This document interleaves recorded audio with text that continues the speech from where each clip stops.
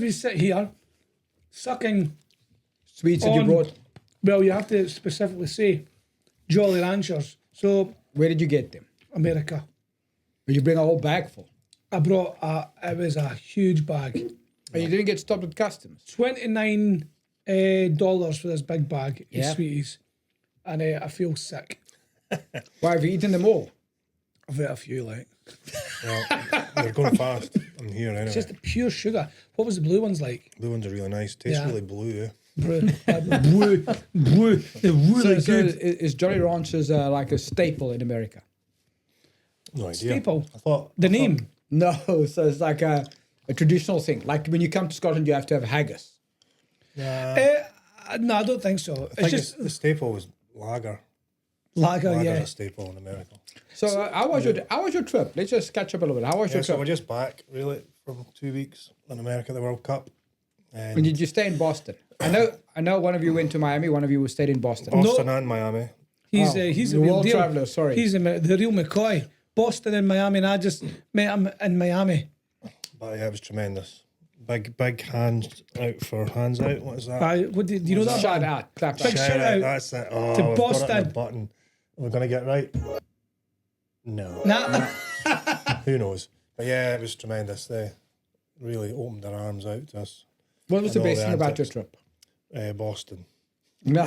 I mean, when I went to Miami, it was just so Yeah, big. sparse, So yeah. when we arrived on the Friday, I think it was the Friday, there wasn't a lot of people there. So you intentionally went out. Well, we put my wee boys Scotland top on, thinking you'll meet so many people. There wasn't that many people to start off with. To meet. But Saturday, few hours in, you're like, there they are.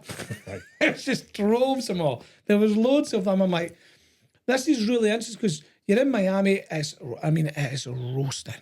Right. When you It say was roasting, what are we talking about? What's the temperature? It's the humidity. That's what gets you. You know, see the undercarriage? Oh, and I was dripping like a George Foreman. It was just ridiculous. And that was without the kilt on. Right. Or that could have been with a kilt on, should I say. Berries. It was unbearable. The humidity will get you, yeah. Do you know what was brilliant though? Because Ollie's only 12, we managed to get him into a dive bar and hid him in the bar. In the dive bar. In the dive bar. Now this bar was old school. You could smoke in it and things. Not that we were smoking, but we just wanted to go to it. Yeah. And it was $7 a drink, and you were getting buy one get one free. And I thought, this is yes, it's brilliant. And an hour and a half later, the bartender says, "You can't let him in here." I went, "Who do you think we've been buying this Sprite for all this time?" I says, "Listen, I've got a video of all this place, and it's a cracking place. So we'll just finish our drinks, and I'll never do anything in that video." But Ollie was at the front sitting, asking people for ID. And then we had, it was brilliant. Oh, But that's fantastic. he had a great time. Everybody's so friendly. And when we went to the fan zone to watch the Brazil game, the Brazilians are all hugging. They were just brilliant. Everybody's in fine fettle. It was really good. And it was like that the whole time, really. I think what was interesting was a lot of social media stuff and people you're speaking to out there. You know, like they're obviously quite insulated in their views on the world, and there's probably quite a restriction on what they actually do see and hear about. But when you've seen all these countries come into America, and I suppose it might work both ways because your expectation of what you're going to get when you get there is shot for one. You know, you have to be careful what you're doing. But actually, All right, thank you. but that's not the case. As in, I know it does happen, but we were more than welcomed, and they've seen how other countries in Europe and the rest of the world, well, when they come together, they can actually get on really well. How to integrate really well. And it, you know, it was quite an eye opener for me, the reaction to that from people that we've seen and sort of speaking to, and obviously they loved it. So it all went down really well. I think their cash worked very, very well. I mean, especially in Boston. Aye. The amount of money that should have generated for that town. Did you call it town? It's a city. City. Yeah. Sorry, aye. City would have been incredible. And it actually puts Scotland on the map, along with all the other countries that have gone there. It gets people thinking, oh, maybe I should go to that country and maybe go for a long weekend or a week there. And I think it's just when you watch it on the TV how everybody's conducting themselves. It makes you feel proud from where you come from on how everybody's behaving from your country. I made Scotland. I was proud to. You're proud to be Scottish. I was proud to be Scottish. I'm not. The team was. The team and the manager is a different story. Do you know what? But the people. Football's always a byproduct of the trips. Always. Aye. You never know what you're going to get. You can be a world beater one day and get absolutely. Oh, look at Germany. Germany. Exactly. Yeah. Germany eliminated against Paraguay. You never in a million years would you have said that. There's no team out there in the World Cup that is rubbish. No. They've proven themselves. Some of the teams you think, the 64 teams that are there deserve to be there. They're great. And, watching just all other games, you're like, wow, this is a fast-paced game. And you get that grit. And what the game's on now? England. England game's on just now. I know. And who's that again they're playing? Congo. Dr. Congo. Dr. Congo.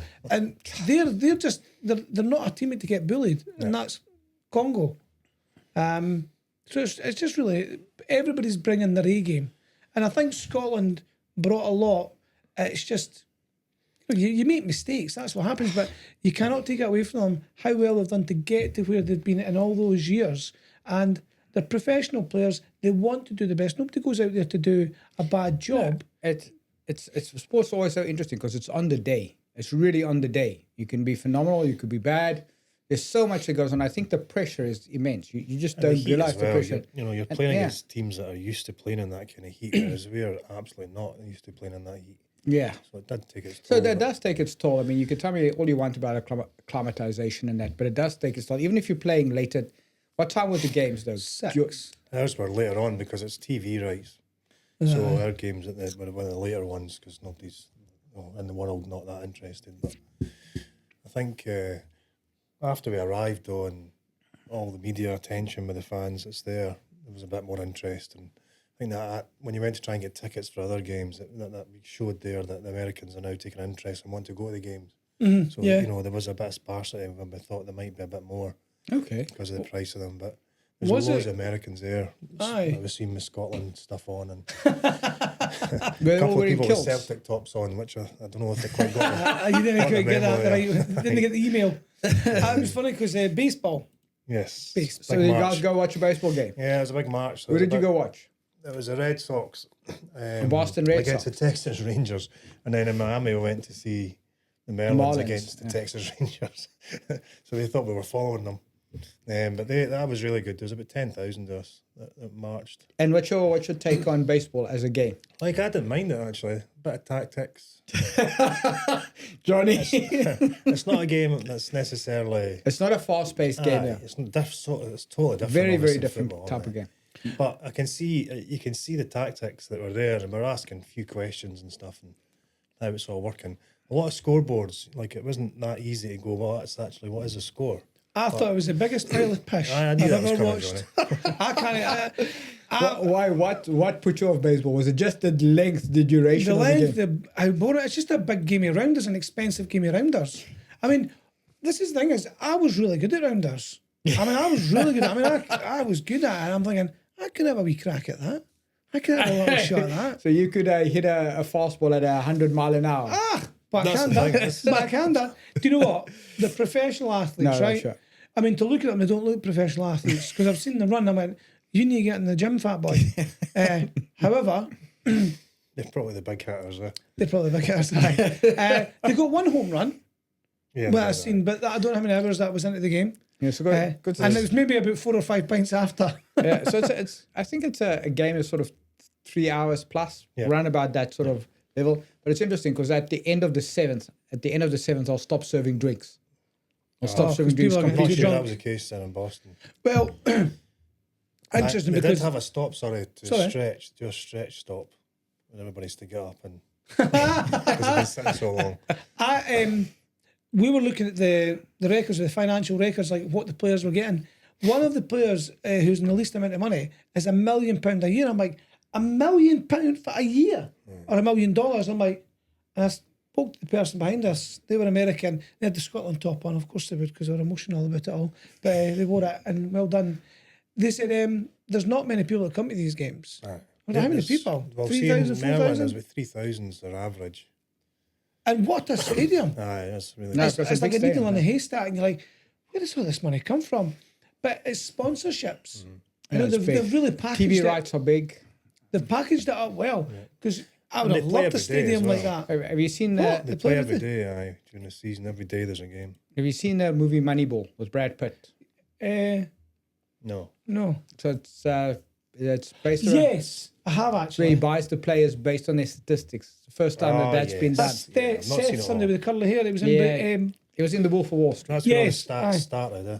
That's where it started, yeah. So that's interesting because it's a game of statistics. It's how far you can hit the ball, how many times you can get on base, how many people you can strike out.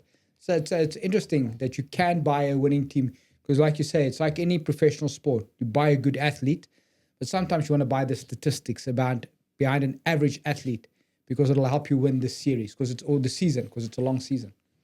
Well, you've seen like Paris Saint-Germain getting all the big stars in, and then I think they win the leagues obviously, but they can't get anywhere near the Champions League. Yeah. And the minute they get rid of all the big stars and get a proper team, Team together. But Yeah, this it's is a like what difference. we talk about in business constantly. It's about getting the right team, and you can have prima donnas, brilliant, but their attitudes are off, or there's a conflict with egos and bravado. But when you get the right team, they're all got some sort of capability, but others are better than others. But they bring and They lift all each come other up. together nicely. I mean, even if you look at the different teams, if you know what your job is inside that team, and I was watching there's a France-Sweden game, and France plays at pace. I mean, those Yes. guys know what they're doing. I mean, it's I've got my money on France. yeah. I have to say, I think it's going to take some team to beat them. Well, just the way they were that going. opened up because where we were staying, there's a gentleman that was actually from Dunfermline. He has futsal. And I went, what is futsal? Because Oh, I'm yeah. sure my son went to that. And he says, well, what it is, it's about the technique of passing the ball around. But what they normally do is you should give kids a game. So you were saying you do it all different. So Gamify. look at how all the great teams have done it. Brazil, Argentina, Spain, Barcelona, all these teams, how they've done it all. They start with, there's a ball. Go and kick it about. You get comfortable on the ball because these guys are running constantly with the ball. And the training over here is completely different. SFA That's where rules. one of the biggest differences is. But what was really interesting, right, he says it's movement with the ball. Yeah. So he showed me on his phone when we were having a couple of share bits. It's lovely. He says, look at this team playing. That's futsal. So when they play, they drag a player out and then they go around. It's like they're going around, rotating in circles. I went, Triangles. it's like triangles, but circles. I'm like, wow. He says, watch Argentina on here. I'm like, let's just do that. He went, because they've been brought up with that. Yes. They just know it. Instinct. It's instinct. I'm like, So it's interesting if you look at because Brad used to play. They had a thing with when they try to develop skills. They had called it Brazilian football, but you need to touch a ball in training, and training is only for an hour. You need to touch the ball 1,000 times with movement. Hey, and it's amazing when you're young how quickly kids actually learn it, how quickly they pick it up, and then in that short space they can pass to one another. They don't get flustered. They don't get under pressure because they just remember this is what I need to do. This is how I need to do it. yeah. But here we don't like even the young ones, 11-year-old and stuff like that. The last I know, they are 11. She started playing football, and I was talking to her. She had done a training session there, and they never kicked the ball once. The balls weren't even brought out of the bag. See, that's not Just all running fitness. Yeah, you know. no. So you need to. I mean, just because it's the sport that I grew up with, Brad, it was interesting because when you look at years gone by, how players, and I suppose that comes on to the younger players, is they don't play to the whistle. So when they think somebody's offside, they throw up their hands, and they, when somebody tries to tackle them, it's always 10 times worse. And that's what young people see. So that's their sort of idea of the game, becomes a habit of the game. But you're right, Michael. They should be kicking the ball. That's where it starts because it's about ball control. It's about ball distribution. Yep. Even running with the ball and having your head up rather than looking at the ball. All these things. Looking at if you look at those really good players, they're so aware of where they can put the ball to, and then anybody could score from anywhere. It's brilliant when you get shown it. Like, Yeah, somebody could talk to me about it until they actually show it. When he showed me on the TV, the professional football, I'm like, that's incredible. That's exactly what you were saying. He went, yeah, that's futsal.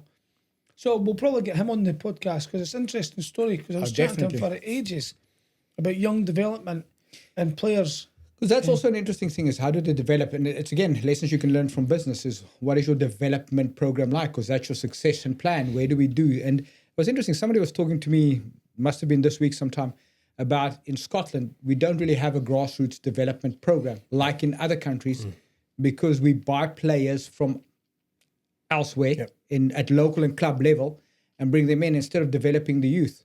And that then leaves a huge void for youngsters. If you look at Canada, and I mean, I'll shout out to South Africa, we made the last 32 there. Well done. It was interesting because a lot of the Canadian players weren't native Canadians. And that was just interesting. But that's what happened here in Scotland is we started getting an influx of foreign players.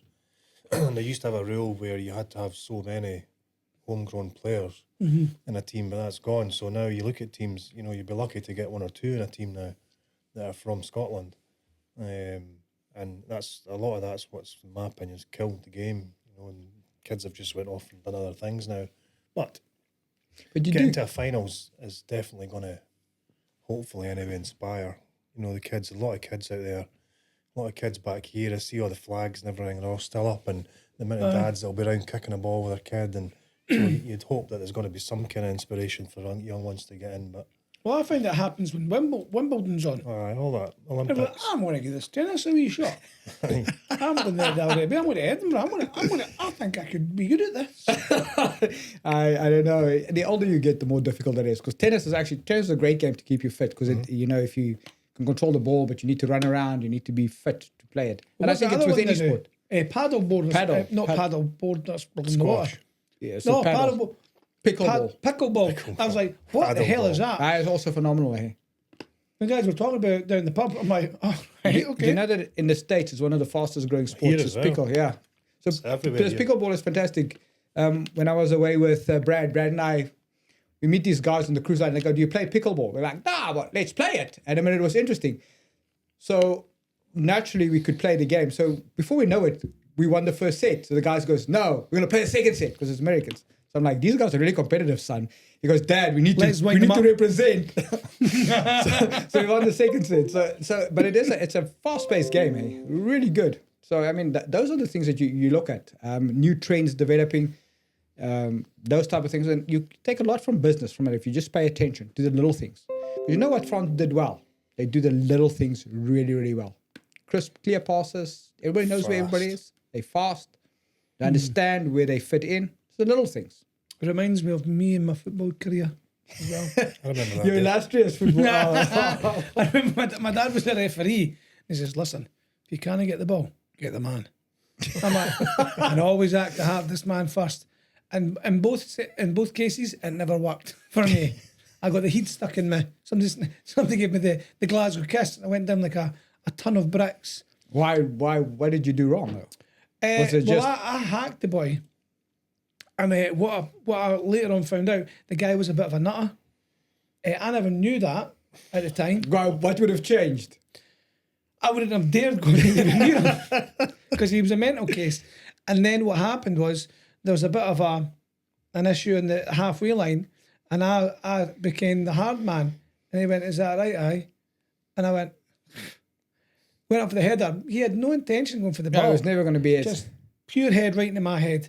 I was down on the ground, seeing stars. So you weren't the hard man then? I wasn't a hard man. I was about to burst into tears. I was young, and my dad's at the side like, get up. I'm like, I know, but this is really sore. It was actually worse that than when I cut my playing rugby. All right, cut my ball sack playing rugby. That was an issue. I preferred. Well, you know what? Everybody went, what is that? Is that his vagina or his penis?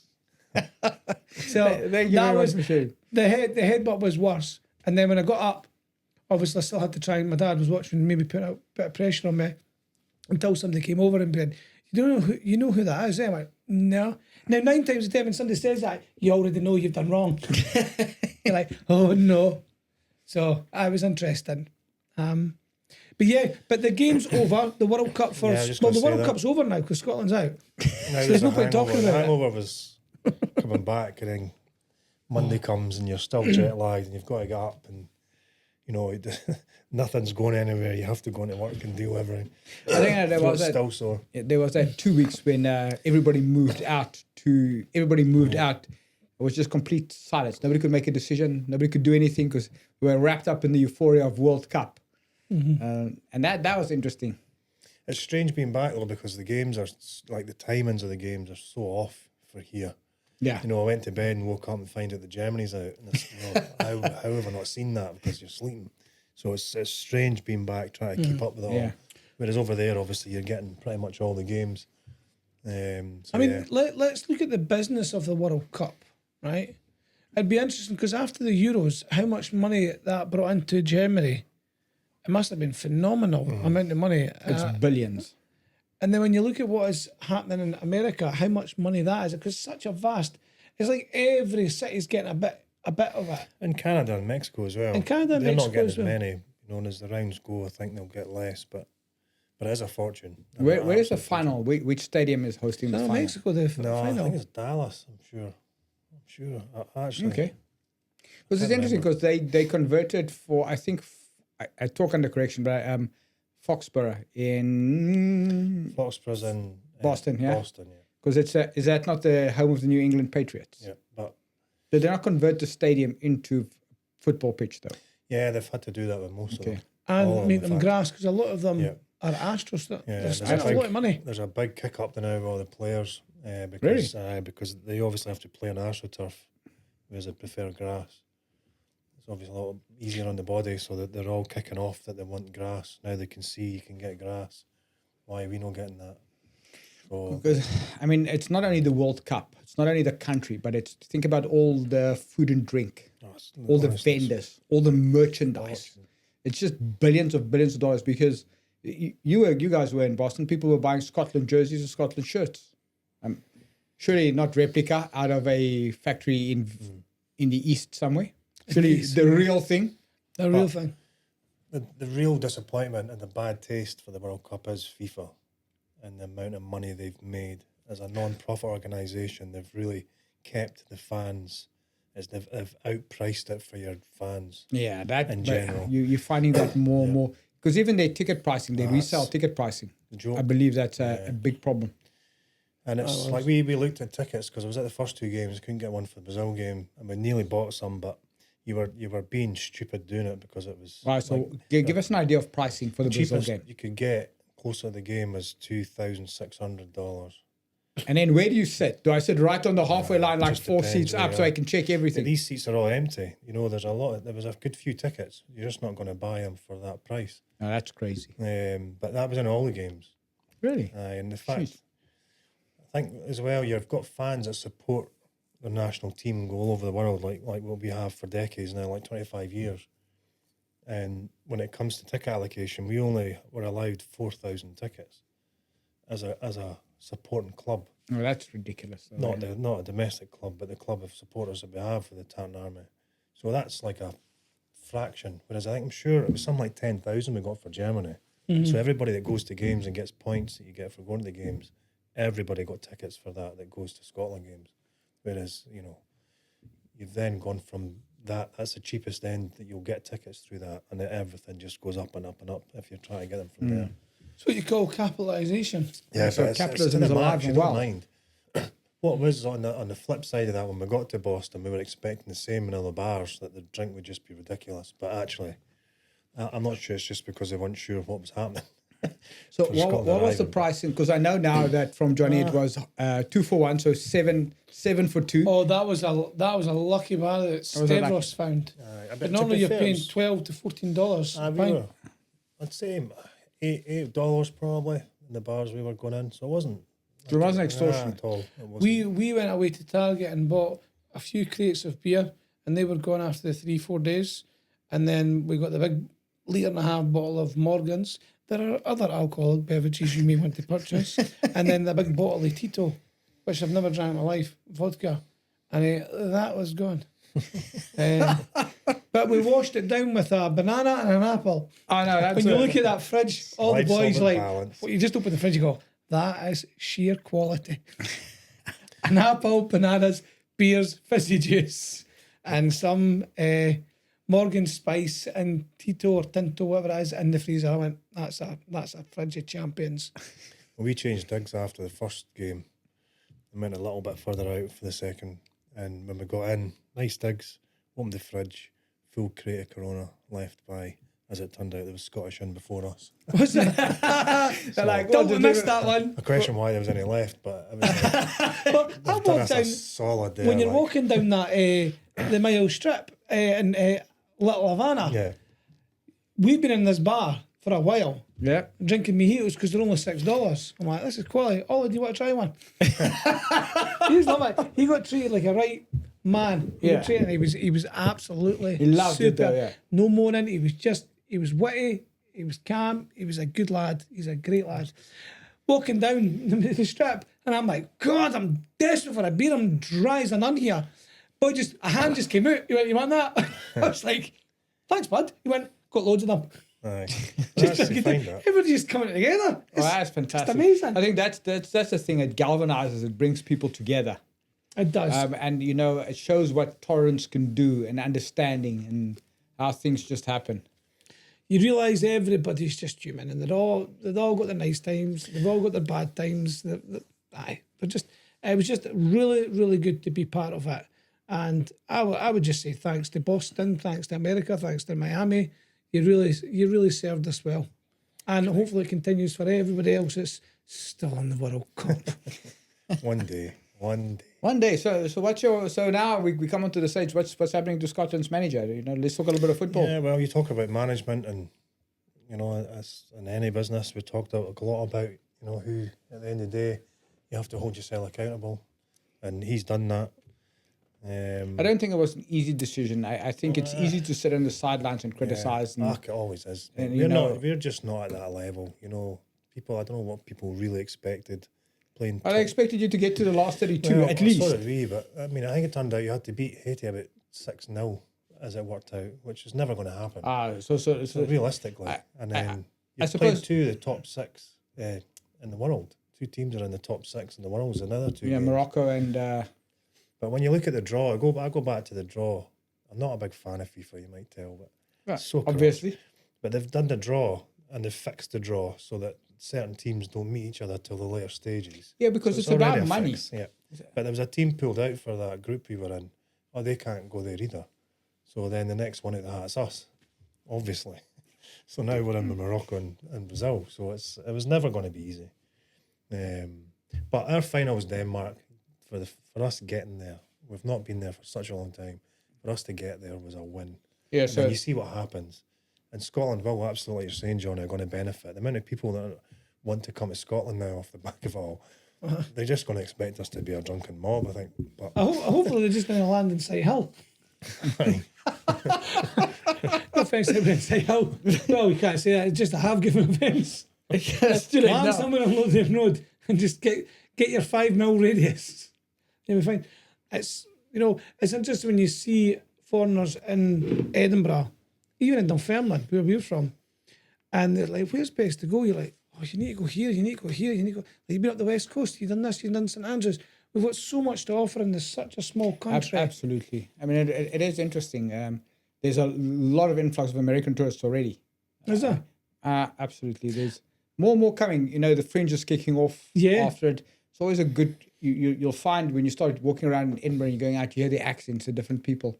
It was funny. I was in Edinburgh today at the Scotsman. It was a networking event, and I had to leave to go up to the the exchange place because Maya was going to Valencia today. And I'm like, what's all the barriers up for? I just seen all these black cars. I'm right, okay, got myself ready. And it wasn't until somebody sent a picture on Facebook. It was Prince William and everything. I'm like, what's going on here? Come on, I need to get here and I need to get down the Royal Well to this other meeting. Aye, the Royals are up. I'm like, oh, I didn't even realise. But yeah, it was funny because Billy Connolly, the comedian, he says, Scotland's just a wonderful place. And there's fucking no one here. Right. All that vast place, the hills, the valleys. When you go up, even up to Aviemore, and then when you go, is it Ballachulish? Ballachulish? Can't remember the name.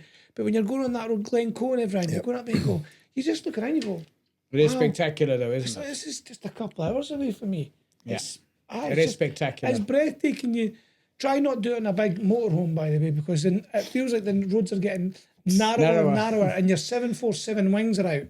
And it's like, don't touch my cat, don't touch that £750 excess, that wing there.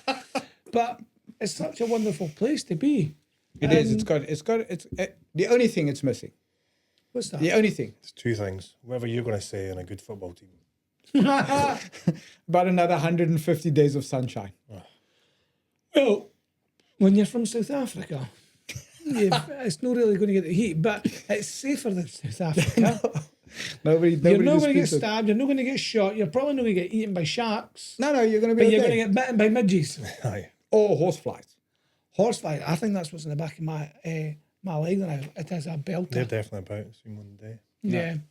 But yeah, good luck to all the teams. And you know what? Well done to Scotland for getting that far and giving us a holiday, because it was a holiday that I'll always remember, and my son. So I just would say thank you to them. Well done. This is your world. Shape it. Or someone else will.